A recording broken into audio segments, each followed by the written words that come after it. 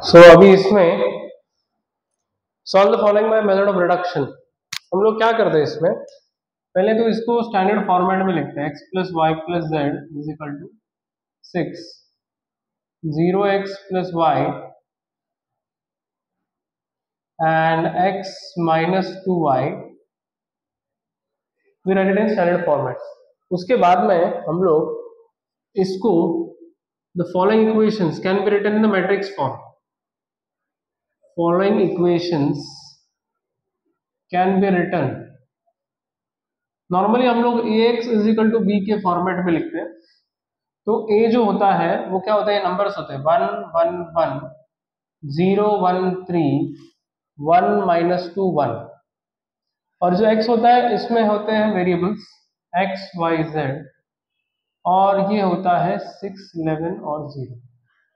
Now here what we try to do is we either normally what we do is हम लोग एक तो उसको अपर ट्रायंगुलर बनाते हैं या उसको लोअर ट्रायंगुलर बनाते हैं normally. But the format says कि अगर यहाँ पर 3 2 1 ऐसा कुछ भी आ गया, 3 वेरिएबल 2 वेरिएबल 1 वेरिएबल, तो चल जाएगा। सो देखो let's see what I am saying. तो अभी यहाँ पर फर्स्ट इसको मैं अपर ट्रायंगुलर बनाने की कोशिश, आई वांट 0 हियर, तो क्या करता हूँ R3 माइनस R1,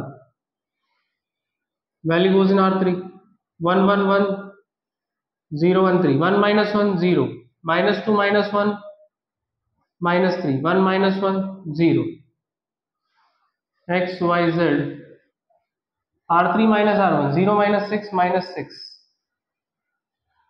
ये हुआ R3 minus R1। अभी एक्चुअली 3 2 1 के फॉर्मेट में आ गया है, तो ये सब एक्चुअली खत्म हो चुका है। मतलब if I multiply this I get 1 into x is x, 1 into y is y, 1 into z is z, 0 into x 0x, 1 into y y, 3 into z 3z, ये 0 into x 0, minus 3 into y minus 3y, 0 into z 0, 6 11 minus 6। Now by equality of matrices I can clearly see x plus y plus z कितना मिला मुझे, x plus y plus z मिला 6, फिर y plus 3z कितना मिला, ये मिला 11, और तीसरा माइनस 3y मिला माइनस 6। अभी इससे तो इजीली मुझे पता चल रहा है कि ये इक्वेशन है y is equal to 2, y is equal to 2, इसमें डाल दो 2 plus 3z is equal to 11, 11 minus 2 is 9, 3 3 9, और ये y और z फर्स्ट इक्वेशन में डाल दो, x plus 2 plus 3 is equal to 6, x is equal to 6 minus 5 x is 1, तो x y z तीनों मिल गया।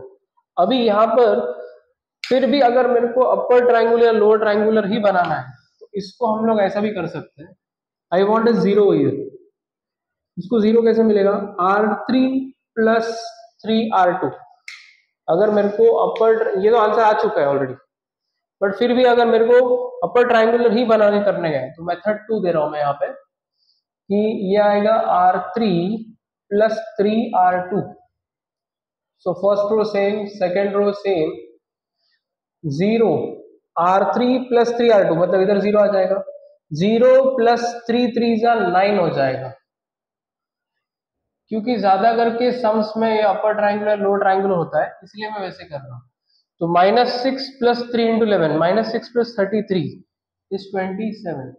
सो if you solve this way you will get x plus y plus z, y plus 3z and 9z, ये मिला 6 11 27। और अगर इसको solve किया हमने तो 9z कितना आता है 27, तो z आ जाएगा 9 3 27। सेम वे सेकेंड इक्वेशन ले लो, y plus 3z is equal to 11, और ये इसमें डाल दो y plus 3 3 9 is equal to 11, y is equal to 2।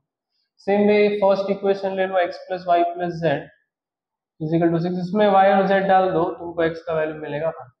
So you can use this method, या फिर दोनों में से कोई भी यूज कर सकते।